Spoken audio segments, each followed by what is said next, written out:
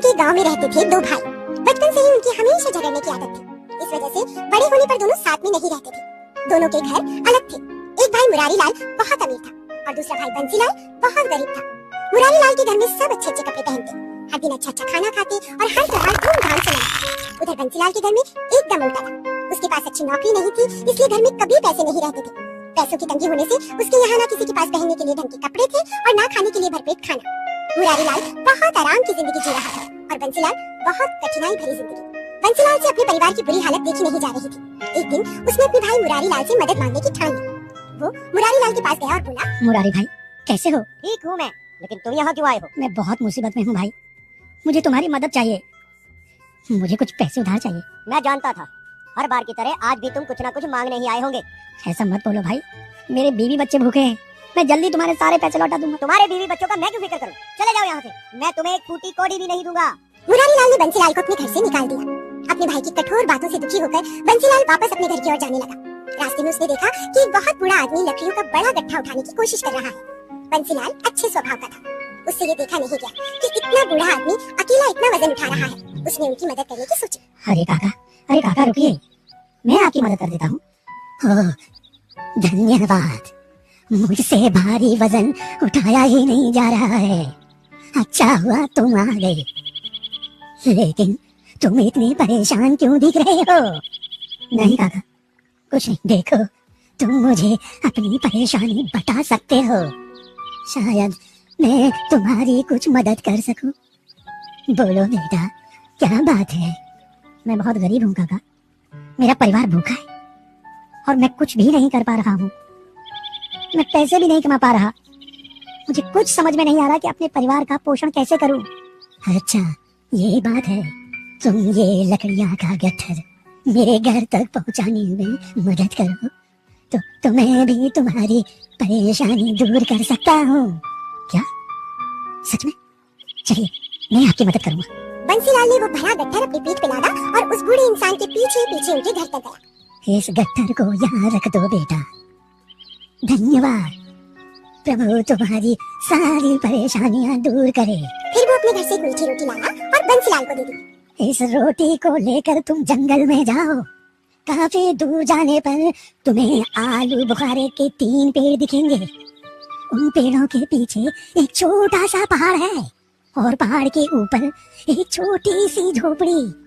वहाँ 3 बूने रहते हैं और उन्हें मीठी रोटी बहुत पसंद है। उन्हें ये रोटी देकर बदले में तुम्हें उनसे पैसे नहीं, पत्थर की चक्की मांगनी है। बंसीलाल ने उनकी सारी बात बहुत ध्यान से सुनी और मीठी रोटी लेकर वो तुरंत जंगल की ओर निकल पड़ा। बहुत देर आगे चलने पर उसे आलू बुखारा के वो 3 पेड़ दिखे जो उस बूढ़े आदमी ने बताए थे। उन पेड़ों के फल बहुत मीठे और ताजे लग रहे थे। बंसीलाल का मन वहाँ कुछ देर रुककर फल खाकर आगे बढ़ने का हुआ, लेकिन वो उन बोनों के पास पहुँचने में देर नहीं करना चाहता था। उसने अपनी भूख को नजरअंदाज किया और आगे बढ़ता रहा। थोड़ा आगे बढ़ने पर उसे पहाड़ दिखा और उस पहाड़ के ऊपर एक छोटी सी झोपड़ी देखकर बंसीलाल खुश हो गया और एक नई फुर्ती के साथ वो आगे बढ़ने लगा। वो झोपड़ी के अंदर गया और उसने देखा वहाँ 3 बौने थे। बूढ़े आदमी की सारी बातें सच थी। वो पहले से ही मन उस बूढ़े आदमी का धन्यवाद करने लगा। बंसीलाल ने पहले कभी बौने नहीं देखे थे। उन्हें देखते ही वो थोड़ा उत्साहित हो गया। उनके हाव भाव, उनके कपड़े, उनकी टोपी आदि देखता ही रह गया। वो भूल गया कि वो किस काम के लिए आया था, लेकिन बौने उसे देखकर बहुत नाराज हो गए। लेकिन बंसीलाल अपने उत्साह में उनका गुस्सा देख ही नहीं पाया। अचानक बौना बोला, कौन हो तुम? अंदर कैसे आ गए? बंसीलाल अचानक उनकी आवाज सुनकर सहम गया और होश में आया। मैं बंसीलाल। कौन बंसीलाल? हम किसी बंसीलाल को नहीं जानते। तुम जरूर कुछ चुराने आए हो।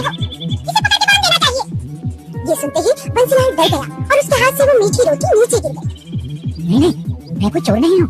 मैं तो ये मीठी रोटी देखते ही बौनों का गुस्सा कुछ इस तरह गायब हो गया जैसे बारिश के बाद गर्मी गायब हो जाती है। अरे, इसके पास मीठी रोटी है। हमें मीठी रोटी बहुत पसंद है।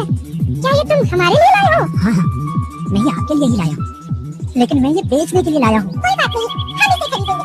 तुम्हें इसके बदले में क्या चाहिए? तुम जो चाहो ले सकते हो। धन्यवाद, मुझे इसके बदले में पत्थर की चक्की चाहिए। हमें मंजूर है, ये लो चक्की। इतना सुनते ही उस बौने के हाथ में पत्थर से बनी एक चक्की आ गई। उसने वो चक्की बंसीलाल को दे दी। ये कोई मामूली चक्की नहीं है, तुम इससे कुछ भी मान सकते हो। जब तुम इससे पीसोगे तब ये चक्की तुम्हारी हर इच्छा पूरी करेगी। लेकिन एक बात का विशेष ध्यान रखना, काम हो जाने पर इस चक्की को एक लाल कपड़े से ढक देना, जिससे ये चक्की रुक जाएगी। मैं समझ गया। आपका बहुत बहुत धन्यवाद।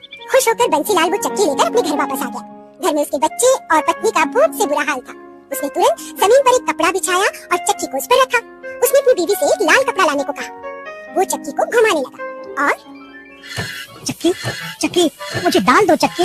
उसके इतना बोलते ही चक्की में से दाल निकलने लगी। हांडी भर दाल मिलने के बाद उसने चक्की को लाल कपड़े से ढक दिया और उस चक्की ने दाल बनाना बंद कर दिया।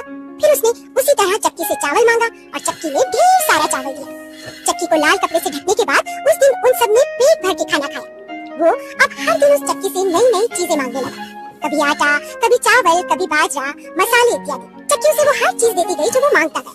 चक्की से मिली सारी वस्तुओं को वो बाजार में बेचने लगा। कुछ ही दिन में उसने बहुत सारे पैसे कमा लिए। उसने अपने लिए एक बड़ा आलीशान घर बनवा लिया। अब उसके परिवार के पास सब कुछ था, खाने के लिए भरपेट खाना और पहनने के लिए अच्छे कपड़े। सभी बहुत खुश थे। उनकी ये खुशी लेकिन एक इंसान से देखी नहीं जा रही थी। मुरारी लाल को उसकी खुशहाली देखकर जलन होने लगी। कुछ दिन पहले तो ये मेरे पास उधार पैसे मांगने आया था, मगर इतनी जल्दी ये अमीर कैसे हो गया? इसका पता तो लगाना ही पड़ेगा। जरूर कोई चक्कर है। ऐसा सोचकर एक दिन वो अपने भाई बंसीलाल के घर में चुपके से घुस गया। थोड़ी ही देर में उसे चक्की के बारे में पता चल गया।